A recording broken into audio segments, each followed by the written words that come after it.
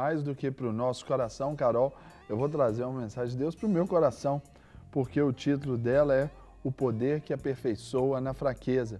É essa devocional de hoje, então eu quero trazer junto a você, querido telespectador, o texto aqui de 2 Coríntios, capítulo 12, versículos 7 ao 10. Vamos ler juntos aqui a versão que eu trago, é a NVI, Nova Versão Internacional, e diz assim: Para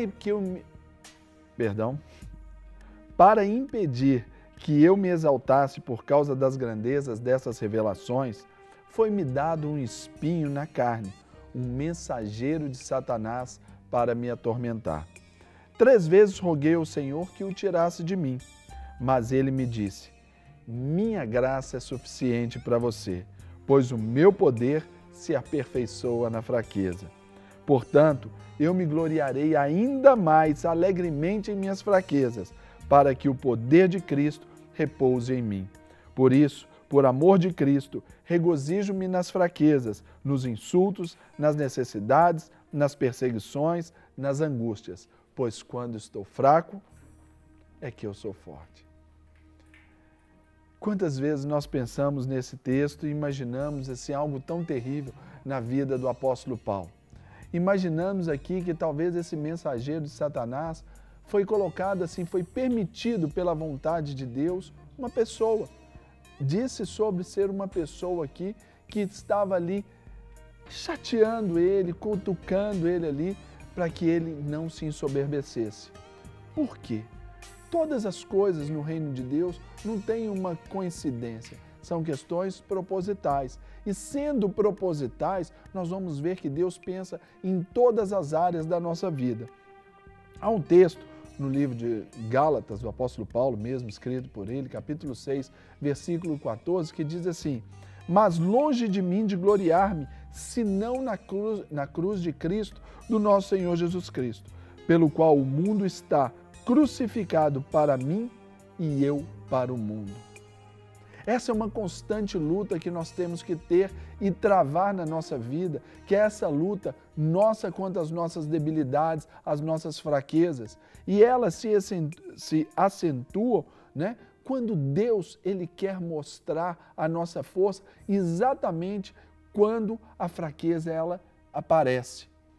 Vejamos o caso daquele, você talvez aí que está nos assistindo no hospital, você que está dentro de uma cadeia, você que também está em casa, no conforto do seu lar, imagine uma pessoa que recebe aquela notícia onde um parente está muito ruim no hospital, numa situação difícil, numa situação na qual não tem mais solução, Deus, ele ali passa a ser a única opção. Os médicos dizem, olha, a medicina já não pode fazer mais nada. Pronto. É hora do poder de Deus se aperfeiçoar na nossa fraqueza. E a gente vai entender isso porque nós precisamos da fraqueza quando muitas vezes a gente precisa de força. A gente precisa disso, desse quebrantamento ali, de nos sujeitar a essas aflições, porque como o apóstolo Paulo aqui diz, por amor de Cristo, regozijo-me nas fraquezas, nos insultos, nas necessidades, nas perseguições, nas angústias. As dificuldades, como já falamos, sabemos, todos nós temos.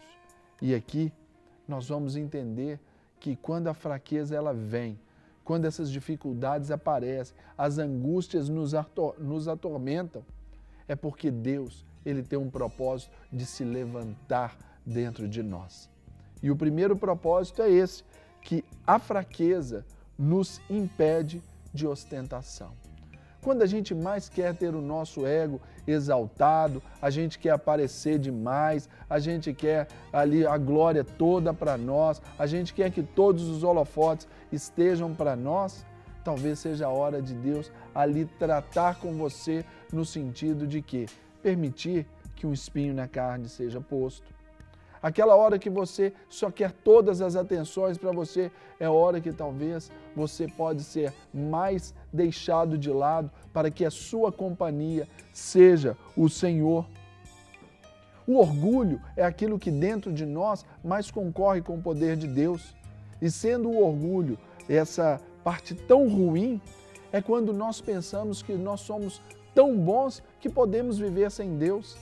Então é nessa hora que o poder dele se aperfeiçoa, pois Deus, ele rejeita o soberbo e, contudo, ele dá graça aos humildes. Deus, ele nos dá essa graça. Então, que essa graça te motive para o dia de hoje, ainda que os olhos dos homens não reconheçam o seu valor, os olhos das pessoas ao seu redor não te deem o devido valor, você pode saber que Deus, ele está olhando e ele está fazendo tudo por você. Porque a fraqueza nos faz depender mais de Deus. Quando eu estou fraco, aí é que eu sou forte, porque eu dependo mais de Deus. Não é assim que o apóstolo Paulo diz? Porque as nossas insuficiências, elas nos mantêm no trono da graça. Porque tudo aquilo que a gente precisa de provisão, de suficiência, está em Deus. Não está no nosso braço, não está na força ali do nosso corpo, na nossa virilidade. Não, muito pelo contrário. Ela está no trono da graça de Deus. Outra coisa que a gente aprende é que a fraqueza, ela nos faz enfrentar a nossa incapacidade. É o patamar, é o ponto de observação onde a gente olha e vê o que precisa ser melhorado em nós. É o encontro da nossa natureza cristã com a nossa natureza adâmica. A gente sabe o que a gente tem que mudar. E se a gente não tiver esse confronto, esse encontro com as nossas incapacidades, nós não vamos melhorar. Nós vamos ser sal insípido no meio dessa terra. Mas nós precisamos nos aperfeiçoar dia a dia, como o texto aqui nos diz. E é na nossa fraqueza que Deus, ele demonstra a sua força e o seu poder. Quero ler aqui mais um versículo aqui de 1 Coríntios 1,18. Porque a palavra da cruz é loucura para os que perecem, mas para nós que somos salvos é o poder de Deus. Quando nós mais precisamos, a nossa fraqueza é reconhecer essa incapacidade diante de qualquer situação. Quando nós nos tornamos reis de nós mesmos, nós achamos que podemos resolver tudo, não é verdade? Mas aqui, o poder de Deus, a força de Deus, ela só vem quando nós o servimos. Neemias 8,10 nos ensina que a alegria do Senhor é a nossa força. Não é verdade? Ou seja, não é que alegria, não. É quando nós alegramos o coração de Deus, nós somos fortalecidos. E nós só vamos alegrar o coração de Deus por meio da fé. Sem fé é impossível agradar a Deus. Mas uma coisa que tem que ser completar esse círculo aí na nossa vida. Romanos, capítulo 10, versículo 17, nos ensina que a fé ela vem pelo ouvir e o ouvir da palavra de Deus. Então, que você seja fortalecido, que o poder de Deus aperfeiçoe a sua fraqueza hoje, ouvindo a palavra de Deus. Não só essa que nós trazemos aqui nesse dia, mas aquela que você vai buscar com todo esmero, dedicação, ouvindo o Senhor, porque a manifestação do Espírito ela é concedida a cada um visando um fim proveitoso. Deus, tudo que Ele fizer na sua vida tem um propósito, algo que vai ser bom. A vontade dEle é boa, perfeita e agradável. Então, deixe Deus te aperfeiçoar, ainda que na fraqueza, e seja feliz todos os seus dias. Amém? Amém, Carol? Sim, amém. Vamos orar. Quando você falou isso, eu lembrei de uma canção do Eli Soares que fala: me ajude a melhorar. Sozinho eu não consigo mais, eu sou humano e só sei errar. Então é o momento da gente pedir: Senhor, nos ajude. Nos ajude a melhorar, nos ajude a realmente falar a palavra certa, nos controlar, ser conduzido pelo Senhor. Nos ajude a ser transparente. Nos ajude a resolver aquilo que tem que ser resolvido. Vamos orar. Pai, nós colocamos as nossas vidas diante do Senhor e pedimos a Ti, Espírito Santo de Deus, onde há o Teu Espírito, ali há liberdade. Onde há o Teu Espírito, há a paz do Senhor que reina. Por isso, Senhor, reina na nossa vida. Nos ajude, Senhor. Nos ajude nas nossas fraquezas, nos ajude nas nossas limitações, nos ajude naquilo que precisamos melhorar. Que o Senhor venha abrir os nossos olhos, falar ao nosso coração, ministrar sobre as nossas vidas. Em nome de Jesus, Pai, colocamos nossas emoções diante do Senhor e pedimos, nos ajude para que sejamos conduzidos não pelas nossas emoções, mas pela palavra do Senhor, que é o prumo da nossa vida. Deus, em nome de Jesus, que possamos ser íntegros, inteiros em tudo aquilo que fizermos. Que o Senhor venha tomar a nossa mente, o nosso corpo, o nosso coração e possamos realmente cumprir aquilo que o Senhor tem para nós. Nessa hora eu quero abençoar cada telespectador que nos assiste. Abençoar, Senhor, o Grupo Super, abençoar tudo que envolve esse grupo. Deus, abençoar toda a programação da Rede Super, pedindo que o Senhor continue derramando a Tua graça, a Tua unção, o Teu favor sobre nós. Declaramos que dependemos e precisamos do Senhor. E que nada venha frustrar ou impedir os planos do Senhor para as nossas vidas, para os propósitos, as visões do Senhor, para cada telespectador, para aquilo que o Senhor tem na vida de cada telespectador, que cada um venha ser alcançado ali, naquele ponto que ele precisa, naquela necessidade que precisa, que venhamos estar sensíveis para poder ser um instrumento conduzido pelo Senhor. Deus, em nome de Jesus, nós oramos, nós clamamos ao Senhor, pedindo que o Senhor venha realmente ser o sol do nosso interior. Venha alegrar o nosso coração, porque um coração alegre, ele aformoseia o rosto. Alegre o coração de quem está nos assistindo. Em nome de Jesus, faça uma grande obra nas nossas vidas, para a honra e glória do Teu nome. Amém. Amém. Queremos essa obra em nós mesmos, queremos que essa obra ela se complete na nossa vida e que ela seja estabelecida dia a dia, até o dia de Cristo, para mim e para você. E essa boa obra que nós queremos aqui fazer menção da Maria, da cidade de Macaé, uma cidade muito legal que eu tive o privilégio de conhecer. Ela diz assim, falando ainda ontem, nós discutimos aqui, foi o Dia Nacional de Combate, à exploração sexual de crianças e adolescentes, e a Maria, desta cidade, Macaé, ela nos escreve um testemunho aqui muito complicado aqui numa situação, e a gente quer ajudar a Maria e outras pessoas que estão na mesma condição da Maria. Quando diz ela, olha o testemunho dela. Quando tinha 8 anos, sofri um estupro dentro da minha família. Antes de conhecer o meu esposo, tive muita infelicidade e por isso destruí 3 casamentos meus. Ou seja, o que eu entendi, ela teve 3 casamentos ali, que ela assume a responsabilidade pelo fracasso e agora ela conheceu o atual marido. É o que ela está dizendo aqui. Não posso ouvir falar em estupro que lembro do que houve comigo. Tenho muito medo até de sair de casa.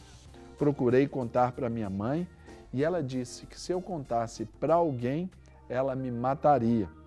Tenho 50 anos, o que eu faço? Maria, a sua situação de fato é uma situação muito difícil, mas não maior, não mais importante do que o próprio amor de Deus. A primeira coisa que você tem que se estabelecer é se apropriar hoje do perdão de Deus para a sua vida. Você recebe o perdão de Deus na sua vida, sabe que Ele te perdoou de todos os seus pecados e viva livre. O segundo passo é você perdoar a si mesmo.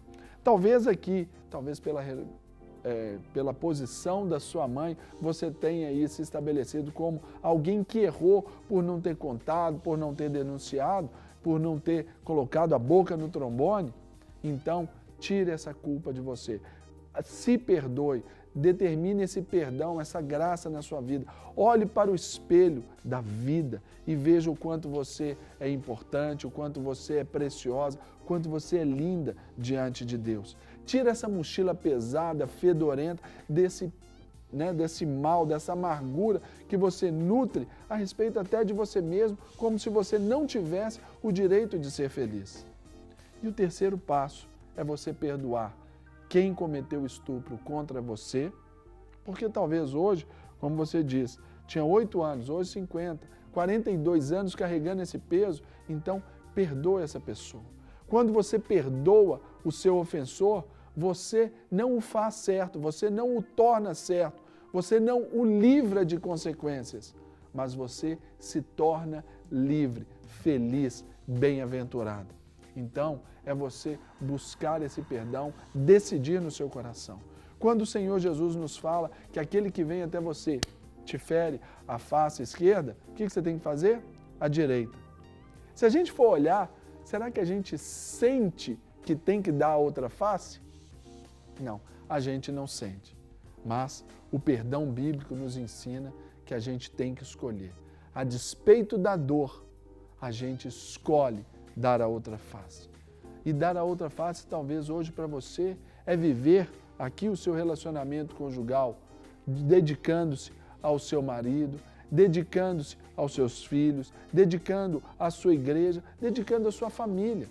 Então, quando você perdoa aquele que cometeu estupro, você também deve perdoar a sua mãe, que até talvez por uma ignorância pessoal, talvez por uma desestabilidade emocional dela, talvez um padrão rígido de não querer que essa situação fosse exposta, talvez por uma família, talvez para o meio, para a sociedade. Perdoe sua mãe. Ainda que ela tenha agido brutalmente com você, te ameaçado, mas ela errou. Todos cometemos erro.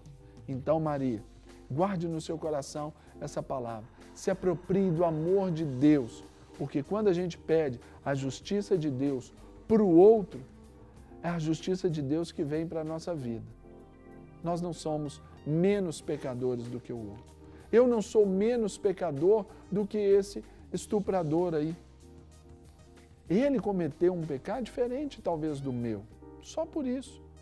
Mas consequências, elas existem para cada tipo de pecado. Então, deixa ali, ele vai resolver com Deus a sua vida. Ore se essa pessoa ainda existe, está viva, para que tenha um encontro com Jesus, que seja salvo, porque quando a gente pede a Deus a misericórdia sobre a vida do outro, pede o amor de Deus sobre a vida do outro, é o que vem sobre a nossa vida. É a misericórdia, é o favor, é o amor do próprio Deus. Então, minha irmã, guarde isso no seu coração. Encha-se desse poder maravilhoso de Deus na sua vida, porque é na sua fraqueza que Ele vai aperfeiçoar o seu poder, assim como nós falamos aqui na nossa devocional. Fechado? Para receber todas as novidades do canal, inscreva-se e se curtir o vídeo, clique em gostei. Aproveite para acompanhar a Rede Super nas redes sociais.